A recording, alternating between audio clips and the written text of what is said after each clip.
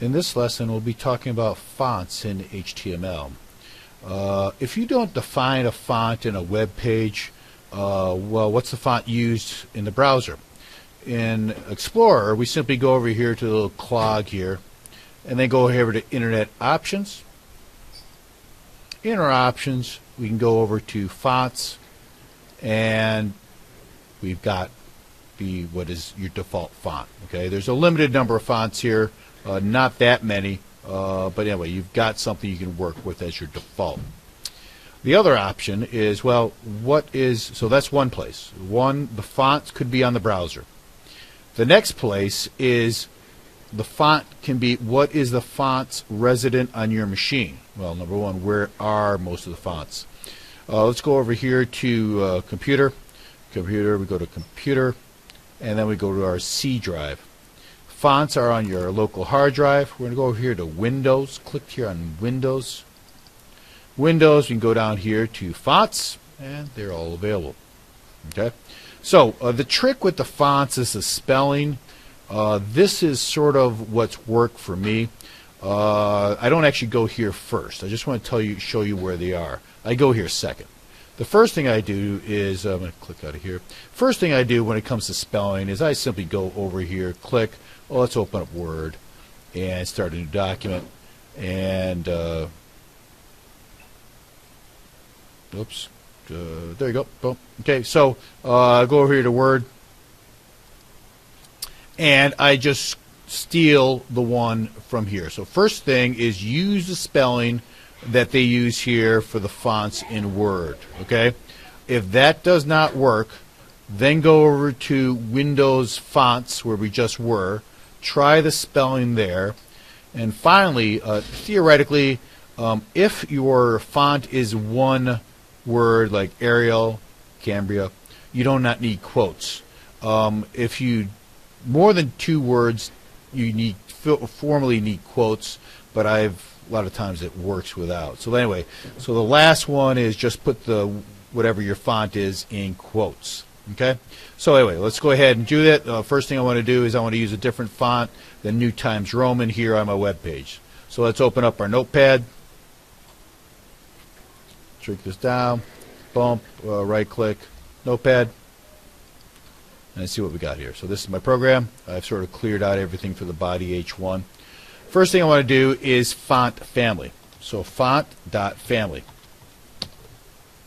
Okay, and then put in what it is you want. So I'm going to do Lucidia. Yeah, the spelling has got to be exact in the sense that if you saw it in the Word with a first capital L, well, then use it. Lucidia, handwriting. H is handwriting, handwriting. There you go. And then you've got it. Control S. And then let's get our web page here. Refresh. Now everything should be in Lucidia handwriting font. The other thing I do want to mention is there are actually 5 generic fonts. I just want to go over them real quickly. One is Fantasy, which means wing-ding, something completely out there in the middle of nowhere. The other one is Cursive. As Lucidia handwriting obviously is cursive. There's quite a few other cursive texts. The other one is Monospace and Serif. Let's go. I'm going to type Monospace here just rather than just talk about it. Monospace. That means that basically Monospace font. Let's see what we got here. I just used it. Yep, there you go. Here, list of monoface type fonts. So monospace basically means the same thickness.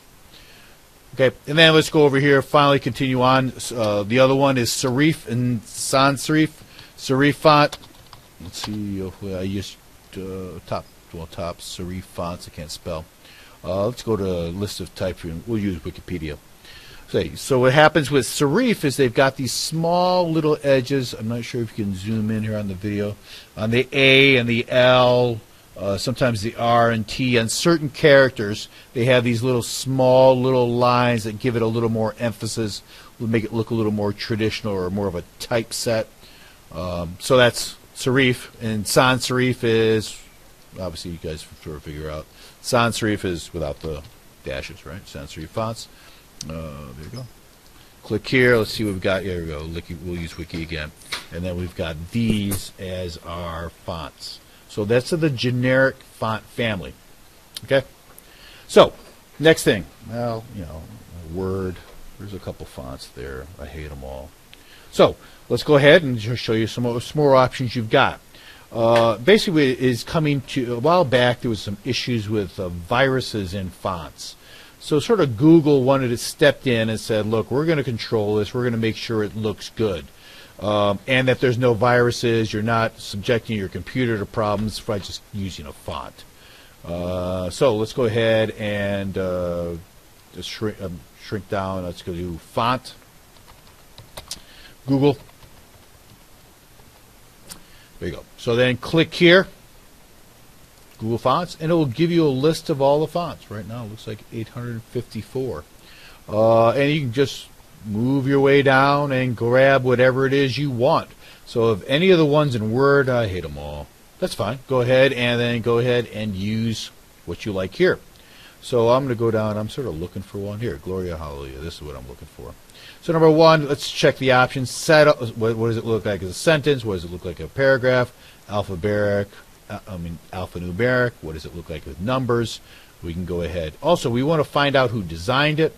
Again, kids, if you're interested in this kind of thing, if you can get your, especially if you're artistic or advertising, if you can get Google to accept your font, you're well on your way. So the reason why I say it sort of picked this was it was written by a Korean high school student. It was based on the handwriting of a Korean high school student. The principal designer was this individual here, Kimberly.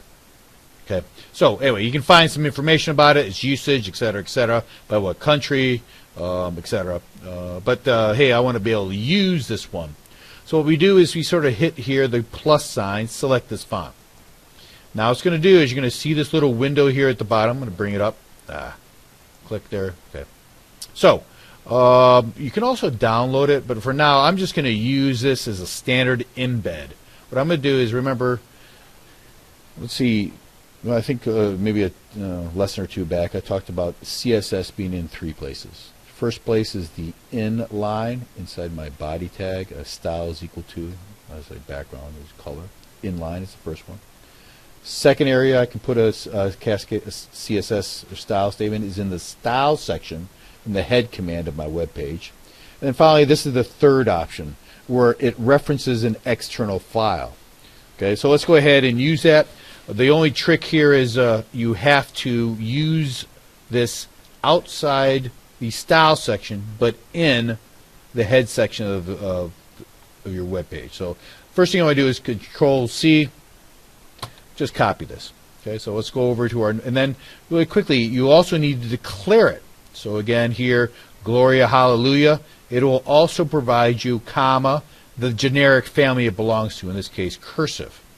So again, if it struggles with it, with finding Gloria Hallelujah, there's problems with the website or they changed it, they'll go to the cursive, whatever cursor font you've got available on your machine. Okay. Again, there's a disadvantage to this. We got a lot more fonts, 854 fonts. The knock is it may take a slight delay on your web page, so as it goes out to Google to grab this font. Anyway, we're going to use Gloria Hallelujah. So Control-C, let's go hit to our notepad here. And then in the style section right there above the title, Control-V, link HTML, fonts, Google, lips, whatever. All this is exactly the same except what this font name is. Gloria space Hallelujah. Now the name plus is just space. So I need to declare this inside my style section. So I'm going to make H1 Gloria Hallelujah. So font, family, and then technically you should have a generic after it, like the demo in the Google embed command for Gloria, and Gloria Hallelujah.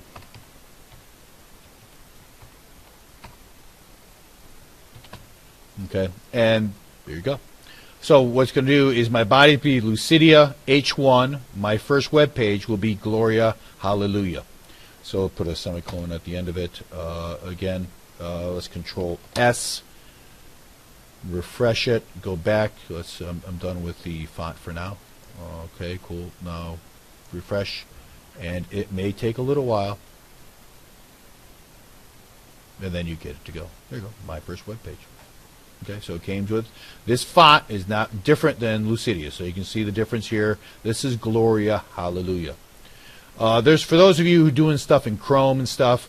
I just want to go quickly back. There's a bunch of text effects. I'm going to lecture on that, but I'm not going to lecture it on a video. But I just want to show you Google font library. Let me find it. I hate font library. I also encourage you, especially if you're going to say, "Hey, man, this is something I'm really interested to." I can go ahead and just go to Google Font Design.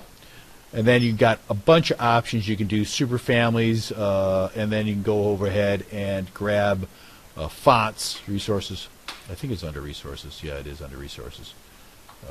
Arial TV. I lost it. Components. Nope. Components, guys, this is useful components. I'll lecture on this later for iPhone. I can't find it anyway. You've got a lot of them have I can't find it right now, so I've got some design things I can do as part of my text. Yeah, not going to get it, and I'm running out of time. So anyway, the important part here is don't worry about text effects, which you can add to a font. It only works in Chrome. It does not work with Explorer, sometimes Safari. But obviously Apple, Microsoft, and Google sometimes do not play well together. I'm running out of time, so this is the end of my lecture on fonts in HTML.